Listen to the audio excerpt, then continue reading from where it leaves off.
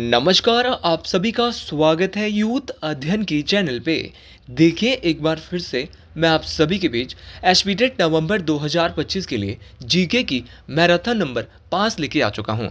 Marathon number 5 का जो पहला क्वेश्चन है कि निम्नलिखित में से कौन सा जिला नए हिमाचल का भाग है। तो अगर बात करें हिमाचल का ऐसा जिला जो कि नए हिमाचल का भाग है, तो नए हिमाचल का जो भाग है वो है आपका कांगड़ा भी नए हिमाचल का भाग है, कुल्लू भी नए हिमाचल का भाग है और लाहौल स्पीति भी नए हिमाचल का भाग है। तो मुझे लग रहा है ऑप्शन नंबर डी यह सभी यहाँ पे बिल्कुल सही हो जाएगा, क्योंकि हिमाचल में कुछ ज़िले हैं जो पुराने हिमाचल के भाग है और कुछ ज़िले जो नए हिमाचल के। नए हिमाचल में तो कांगड़ा, कुल्लू और लाहौल स्पीति आता है। इसके बाद जो आने वाली परीक्षा है वहाँ पे हमीरपुर और ऊना भी पूछा जा सकता है, ये भी नए हिमाचल के ही भाग है। अच्छा, बात करें ये तो नए हिमाचल के भाग है, तो पुराने हिमाचल के भाग कौन कौन से हैं। तो पुराने हिमाचल में आपका चंबा आता है, आपका सिरमौर आता है, आपका किन्नौर आता है, आपका बिलासपुर और मंडी और शिमला आता है। क्योंकि जब हिमाचल का गठन होता है, कब होता है ये भी आपको पता होना चाहिए। हिमाचल का जो गठन है बहुत बार एग्जामिनर ने पूछा है, 15 अप्रैल 1948 को हुआ था। उस समय हिमाचल में 4 जिले होते थे, सिरमौर, मंडी, मासू और चंबा। मैंने बहुत बार ट्रिक दिया है, SMMC जिले हिमाचल में थे जब हिमाचल का गठन होता है। इन जिलों का नाम था सिरमौर, मंडी, मासू और चंबा। इस बात को साथियों आपने डिटेल से याद रखना है। देखिए दोस्तों, यहाँ से बहुत सारे प्रश्न इस परीक्षा में पूछे जाते हैं, इसीलिए आप इसको बहुत डिटेल से पढ़िएगा। क्वेश्चन पूछने वाला क्वेश्चन पूछता है कि विशाल हिमाचल का निर्माण कब हुआ। और हमारी सीरीज से आपने भी एचपीटेट आर्ट्स देखा होगा, मैक्सिमम क्वेश्चन पूछे गए थे। तो और कल जो है जेबीटी और नॉन मेडिकल का एग्ज़ाम होना है, तो उसके लिए मैं कल दोबारा से 4 बजे आपके बीच मैराथन लेके आने वाला हूँ। तो उस मैराथन को भी आप ज़रूर देखिएगा, जो कि मैराथन नंबर 12 एचपीटेट के लिए रहने वाली है। साथियों, अगर बात करें आपके विशाल हिमाचल की, तो विशाल हिमाचल का जो निर्माण है वो 1966 में हुआ था। इस बात को आपने ज़रूर याद रखना है। हिमाचल प्रदेश को पारसी बनाया गया था 1951 में, और हिमाचल प्रदेश को जो यूनियन टेरिटरी कहेंगे, केंद्र शासित प्रदेश जिला बनाया गया था, वो बनाया गया था 1956 में। इस बात को आपने बेहतर तरीके से याद रखना है। साथियों, अगले क्वेश्चन की बात करें, अगला क्वेश्चन उससे भी इंपॉर्टेंट रहने वाला है। थोड़ा सा मैराथन चल रही है, ज़्यादा से ज़्यादा क्वेश्चन कवर कराने की यहाँ पे कोशिश रहेगी। तो हिमाचल प्रदेश के किस झील को चीनी यात्री हुएनसांग ने लोहित्य सरोवर कहा। तो लोहित्य सरोवर जो कहा था वो हुएनसांग के द्वारा, तो हुएनसांग के द्वारा चंद्रताल झील को क्या कहा गया था, लोहित्य सरोवर कहा गया था। अगर बात करें चंद्रताल झील की, तो ये हिमाचल प्रदेश के किस जिले में है, लाहौल स्पीति में जिले में है, जिसको लेक ऑफ मून भी कहा जाता है, और इसी को हुएनसांग के द्वारा लोहित्य सरोवर कहा गया था। अब कुछ ऐसे प्रश्न जो बार बार परीक्षाओं में पूछे जा रहे हैं उनकी जरा मैं बात करता हूँ, झीलों से ही संबंधित बात करूँगा। क्वेश्चन पूछने वाला क्वेश्चन पूछता है कि हिमाचल में तैरते हुए टापुओं की झील कौन सी है। तो तैरते हुए टापुओं की जो झील है वो है पराशर झील। ठीक है, तो हिमाचल में तैरते हुए टापुओं की झील पराशर झील है।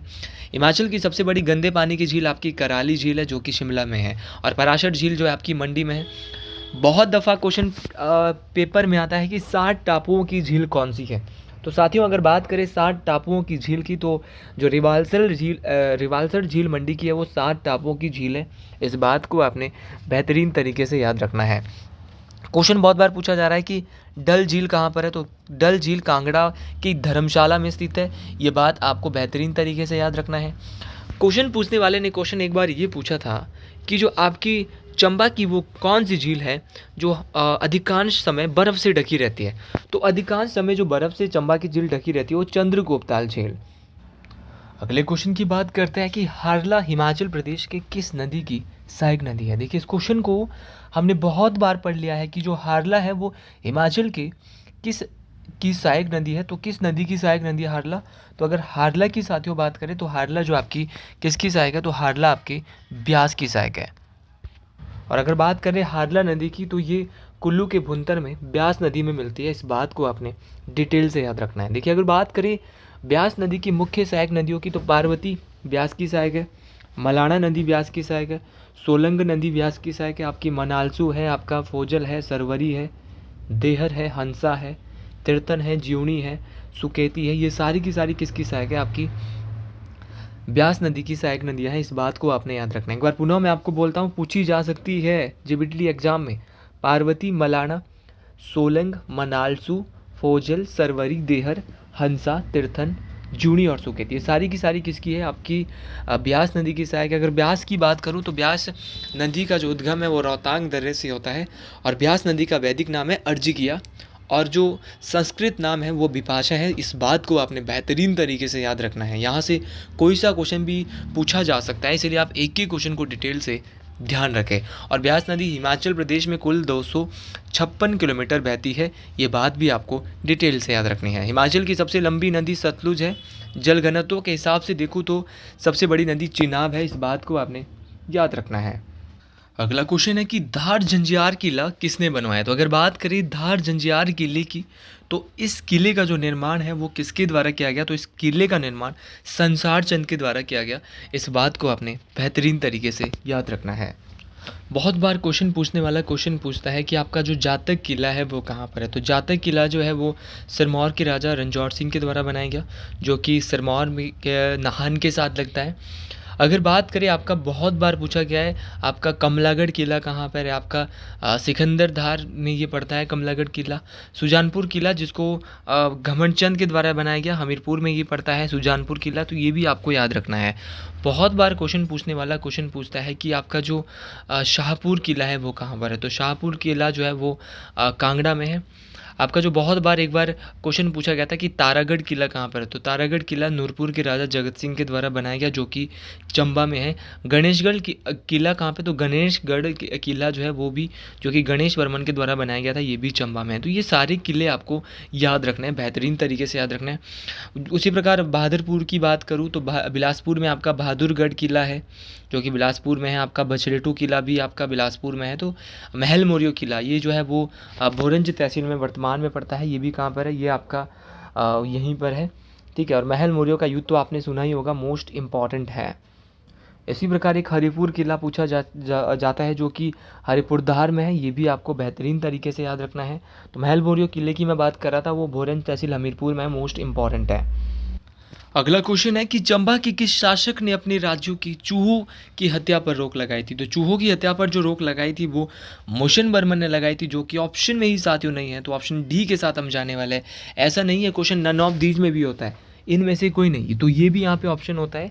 तो क्योंकि चूहों की हत्या पर रोक जो है वो मुशन बर्मन ने लगाई थी। चंबा के ऐसे ही राजा थे मुशान बर्मन, क्योंकि क्या हुआ था कि इन्होंने जो है वो गुफा में ही इनका जन्म हुआ था, और चूहों ने इनकी उस गुफा में जो है वो रक्षा की थी। तो इन्होंने जो है इसीलिए जो है वो चूहों की हत्या पर रोक लगाई थी मुशन बर्मन ने।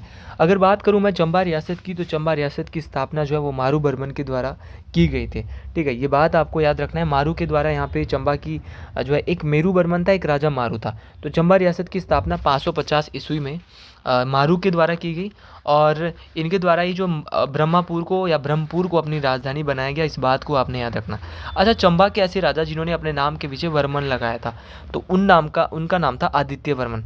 तो वर्मन नाम उपनाम जो अपने पीछे जोड़ा था चंबा के रियासतों में, तो वो आदित्य वर्मन के द्वारा। ये क्वेश्चन टेट में बहुत बार पूछा गया है। क्वेश्चन पूछने वाला क्वेश्चन ये पूछा गया कि चंबा के वो राजा जिनके समय वहाँ पे महामारी फैली थी, तो महामारी जो फैली थी वो आपके किसके समय? तो ये जो फैली थी वो आपके लक्ष्मी बर्मन के समय फैली थी। इस बात को आपने याद रखना है। उसी प्रकार आपका बात करें साहिल बर्मन, इनके द्वारा 920 ईस्वी में चंबा शहर की स्थापना की गई थी। इस बात को साथियों आपने याद रखना है। तो चंबा शहर की स्थापना किसने की थी?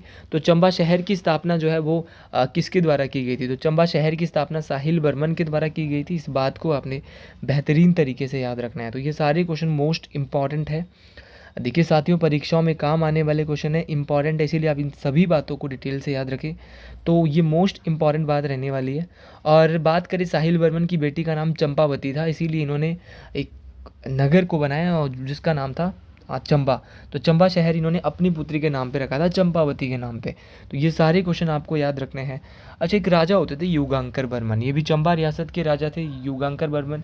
तो इनकी पत्नी होती थी त्रिभुवन रेखा, उसने बनाया था एक मंदिर, नरसिंह मंदिर। तो नरसिंह मंदिर का निर्माण भरमौर में है। ये किसके द्वारा करवाया गया था? तो याद रखना है भाई, वो करवाया गया था आपका त्रिभुवन रेखा के द्वारा, जो कि नरसिंह वर्मन, युगांकर बर्मन की क्या थी? आपकी पत्नी थी। और साथियों, युगांकर बर्मन ने चंबा में गौरी शंकर मंदिर का निर्माण करवाया था। अगला क्वेश्चन है कि हिमाचल प्रदेश के किस जिले में सुप्रसिद्ध मंदिर द्योटसिट स्थित है?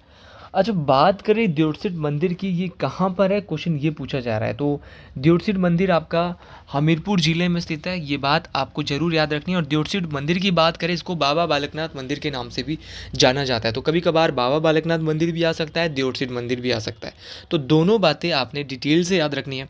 साथियों, क्वेश्चन पूछने वाला क्वेश्चन आपसे ये भी पूछ लेता है कि जो आपका आपका जो एक मंदिर है, जिस मंदिर का जो नाम है वो, अगर मैं आपका कहूँ तो गौरी शंकर मंदिर। तो गौरी शंकर मंदिर ये भी हमीरपुर के सुजानपुर टीरा में है। क्वेश्चन पूछने वाला क्वेश्चन आपसे मुरली मनोहर मंदिर पूछ सकता है, ये भी सुजानपुर टीरा हमीरपुर में है। गसोता मंदिर बहुत बार पूछा गया, गसोता मेला और गसोता मंदिर दोनों के दोनों हमीरपुर में है, ये बात आपको बेहतरीन तरीके से याद रखनी है। और अगर बात करें नर्मदेश्वर मंदिर की, ये मंदिर भी सुजानपुर टीरा हमीरपुर में है। उसी प्रकार अगर बात करें आपकी चामुंडा मंदिर भी एक सुजानपुर टीरा में है, जिसको राजा घमंडचंद ने 1761 में बनवाया था। ऑप्शन में बिलासपुर दिया है। साथियों, बिलासपुर से आपसे मंदिर से अगर क्वेश्चन पूछा जाएगा तो नैना देवी मंदिर पूछा जाएगा, जिसको चंबा के राजा जो आपका वीरचंद है उनके द्वारा बनाया गया था।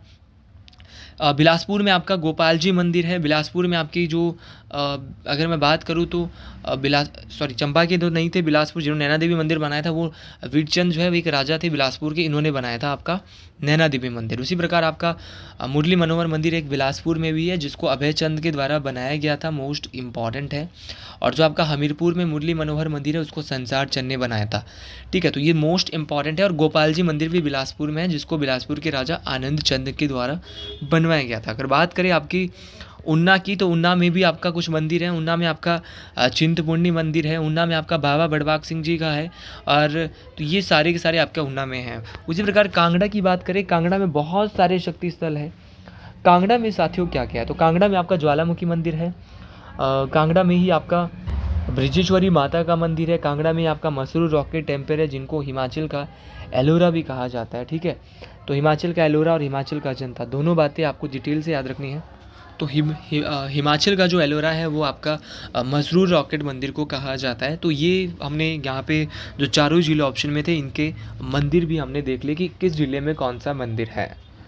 अगला क्वेश्चन है कि सियूल हिमाचल प्रदेश की किस नदी की सहायक नदी है। देखिए साथियों, अगर बात करें सियूल की, तो सियूल नदी आपकी रावी की सहायक नदी है। इस बात को आपने बेहतरीन तरीके से याद रखना है। अच्छा, बात करें आपका चंबा शहर किस नदी के किनारे बसा है, क्वेश्चन ये पूछा गया है। तो अगर चंबा शहर की बात करें तो चंबा शहर आपका रावी नदी के किनारे बसा है। इस बात को आपने बेहतरीन तरीके से याद रखना है।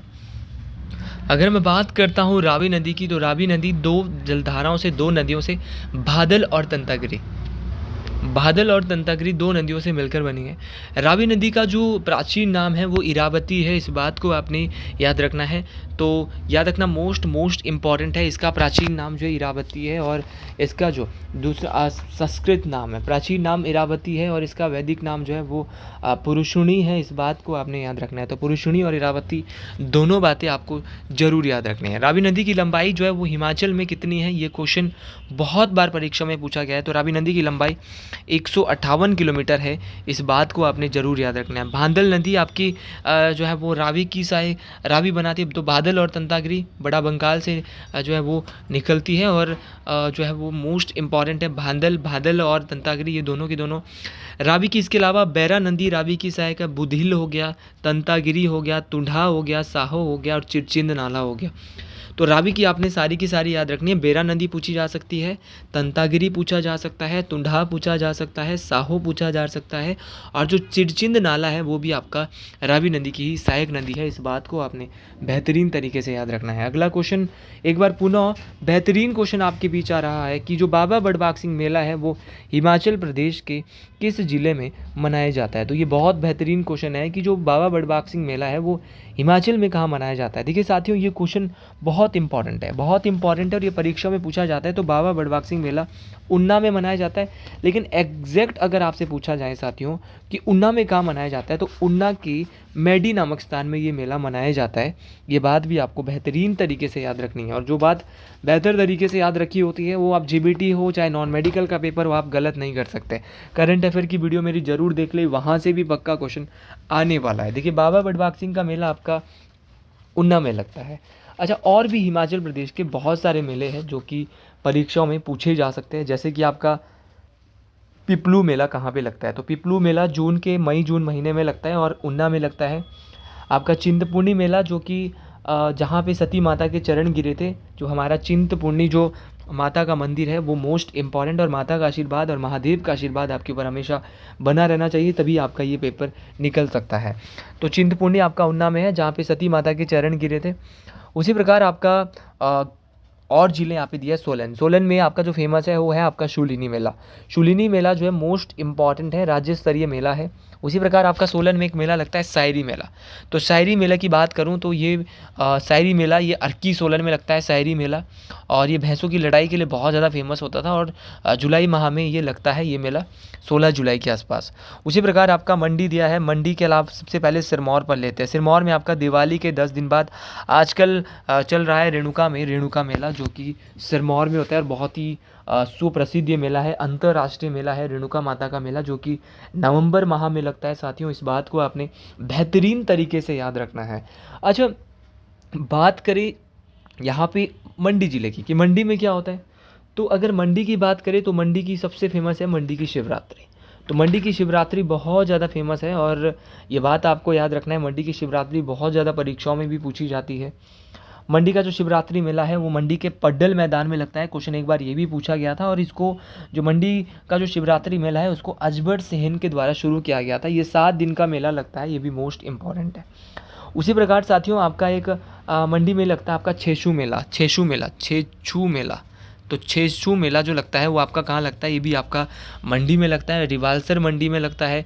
मंडी में ये आपका माहुनांग मेला लगता है, जो कि करसोग में लगता है। तो माहुनांग मेला आपका कहाँ लगता है साथियों? ये आपका करसोग में लगता है। ये भी आपको डिटेल से याद रखना है। तो सारी बातें इंपॉर्टेंट है, सारी बातें परीक्षाओं में काम आने वाली है, इसीलिए आप इन सभी बातों को डिटेल से और बेहतरीन तरीके से याद रखें। अगला क्वेश्चन है कि हिमाचल प्रदेश का भौगोलिक स्थान है। अगर बात करें हिमाचल के भौगोलिक स्थान की, तो हिमाचल का भौगोलिक स्थान 30 डिग्री 22 से 33 डिग्री 12 उत्तरी अक्षांश है, मतलब नॉर्दर्न लैटिट्यूड है। और अगर बात करें लॉन्गिट्यूड की, तो 75 डिग्री 47 मिनट से 79 डिग्री 4 पूर्वी देशांतर में हिमाचल आता है। तो हिमाचल का आपको अक्षांश और देशांतर याद रखना है। कुछ बेसिक क्वेश्चन है कि हिमाचल का क्षेत्रफल कितना है, तो हिमाचल का क्षेत्रफल 55,673 वर्ग किलोमीटर है। ये भी आपको ज़रूर याद रखना है।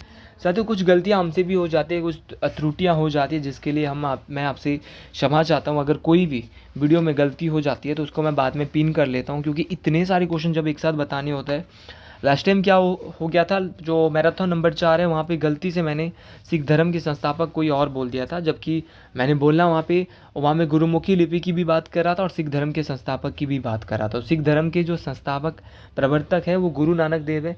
मैं कई अपनी मल्टीपल वीडियोज़ में बोल चुका हूँ और मैंने वहाँ पे क्वेश्चन को पिन भी कर लिया, तो इसके लिए मैं आपसे माफ़ी चाहता हूँ दिल की गहराइयों से। बाकी आपके लिए एसपी टेट के लिए चाहे कोई और एग्ज़ाम है, इसी तरह मैं कोशिश करता रहूँगा। आप मेरी लाइव मैराथन को भी इसी तरह प्यार देते रहे।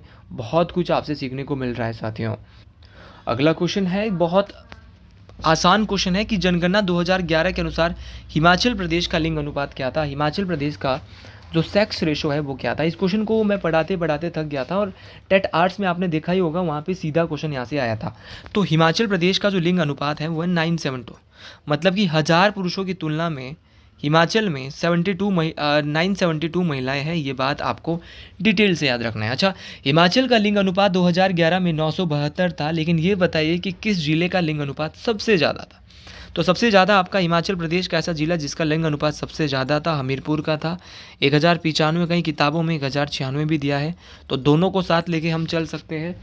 उसी प्रकार क्वेश्चन पूछने वाला क्वेश्चन पूछता है कि सबसे कम किस जिले का था? अगर ज़्यादा है तो सबसे कम था किन्नौर का। किन्नौर का लिंग अनुपात 818 था। इस बात को आपने बेहतर से बेहतरीन तरीके से याद रखना है साथियों। तो यहाँ से हर एक क्वेश्चन मोस्ट इंपॉर्टेंट है, परीक्षाओं में काम आने वाला क्वेश्चन है। अगला क्वेश्चन है कि हिमाचल प्रदेश की सबसे बड़ी कृत्रिम झील कौन सी है? तो हिमाचल की सबसे बड़ी कृत्रिम झील गोविंद सागर झील है, जो कि भाखड़ा बांध पर है। और ये तो ऑप्शन में ही जब नहीं है तो क्या आंसर आ सकता है? तो इनमें से कोई नहीं। तो ऑप्शन डी के साथ हम जाने वाले हैं साथियों, ऑप्शन डी यहाँ पे बिल्कुल सही हो जाएगा। देखिए दोस्तों, अगर बात करें हिमाचल प्रदेश की सबसे बड़ी कृत्रिम होता है आर्टिफिशियल, मतलब कि जो मानव के द्वारा बनाई गई है, वो है आपकी कौन सी झील, आपकी गोविंद सागर, जो कि ऑप्शन में नहीं है, जो कि बिलासपुर जिले में है। सतलुज नदी पर निर्मित है, भाखड़ा नंगल बांध वहीं पर है। उसी प्रकार हिमाचल की सबसे छोटी कृत्रिम झील कौन सी है, तो हिमाचल की सबसे छोटी है मंडी की पंडोह झील। तो पंडोह झील जो मंडी में है वो हिमाचल की सबसे छोटी कृत्रिम झील है। ये भी आपको बेहतरीन तरीके से डिटेल से याद रखना है साथियों। क्वेश्चन पूछने वाला क्वेश्चन आपसे ये भी पूछ सकता है कि हिमाचल की सबसे बड़ी प्राकृतिक झील कौन सी है। तो हिमाचल की सबसे बड़ी प्राकृतिक झील आपकी रेणुका झील, जो कि सिरमौर में है, जिसका आकार सोई हुई स्त्री की तरह है। ये बात भी आपको बेहतरीन तरीके से याद रखनी है। साथियों, बात करें आपकी रिवाल्सर झील की, जहाँ पे तीनों धर्मों की पूजा की जाती है, जो है वो ऋषि पद्म संभव से संबंधित भी है, ये भी आपको याद रखना है। अगला क्वेश्चन है कि गौरी देवी का टिब्बा हिमाचल प्रदेश के किस जिले में स्थित है। साथियों, ये क्वेश्चन बहुत आसान क्वेश्चन है और ये क्वेश्चन परीक्षाओं में दोबारा भी पूछा जा सकता है। यहाँ से क्वेश्चन भी आ सकता है कि जो गौरी देवी का जो टिब्बा है वो हिमाचल प्रदेश में कहाँ है, ये क्वेश्चन पूछा जाएगा और परीक्षाओं में ही पूछा जाएगा और कहाँ पूछा जाएगा। ये बहुत इंपॉर्टेंट क्वेश्चन रहने वाला है, इसलिए आप इस क्वेश्चन को बहुत ही डिटेल से देखिएगा। यहाँ से क्वेश्चन पूछने वाला है। तो गौरी देवी का टिब्बा मैं बहुत बार पहले भी आपको करवा चुका हूँ, ये पढ़ा चुका हूँ। तो गौरी देवी की टिब्बे की अगर बात करें तो ये कहाँ पर है, तो गौरी देवी का टिब्बा आपका चंबा में है, इस बात को आपने याद रखना है। अच्छा, गौरी देवी का टिब्बा आपका चंबा जिले में है। इसके अलावा चंबा में और कौन कौन सी चोटियाँ हैं, परीक्षाओं में सीधा सीधा क्वेश्चन आता है। तो चंबा में कि अगर चंबा की बात करें, चंबा में एक गौरी देवी का टिब्बा है, एक नरसिंह टिब्बा है। नरसिंह टिब्बा भी कहाँ पर है, चंबा में है। अच्छा, एक बार अब सर पेपर का जो लेवल है वो अच्छा पूछा जा रहा है। तो अगर गौरी देवी के टिब्बे की हाइट पूछता है तो बोलेंगे 4030 मीटर, या आप 4030 मीटर भी बोल सकते हो, चलेगा, कुछ भी चल सकता है। नरसिंह टिब्बे की बात करूँ तो 3730 मीटर इसकी ऊंचाई है। हिमाचल प्रदेश की सबसे ऊंची चोटी कौन सी है, इसकी सबसे पहले बात करते हैं। तो हिमाचल की सबसे ऊंची चोटी शिल्ला है, जो कि किन्नौर की भी सबसे ऊंची है, हिमाचल की भी सबसे ऊंची है। इस बात को आपने बेहतरीन तरीके से याद रखना है साथियों। क्वेश्चन पूछने वाला क्वेश्चन आपसे पूछेगा कि जो आपका लाहौल स्पीति है उसकी सबसे ऊंची चोटी कौन सी है। और शिला की अगर हाइट की बात करें तो उसकी 7026 मीटर हाइट है। तो लाहौल स्पीति की हम बात कर रहे थे, तो लाहौल स्पीति की सबसे ऊंची चोटी है मनीरेंग। याद रखना है, मनीरेंग जो है वो लाहौल स्पीति की सबसे ऊंची चोटी है, जिसकी हाइट जो है वो 65-97 मीटर है। ये भी आपको बेहतरीन तरीके से याद रखना है, बहुत बहुत इंपॉर्टेंट है। उसी प्रकार आपका अगर बात करें बहुत इंपॉर्टेंट तरीके से आपका कुल्लू, तो कुल्लू की सबसे ऊंची चोटी है डिब्बी बोकरी पिरामिड, जिसकी हाइट है 6400 मीटर।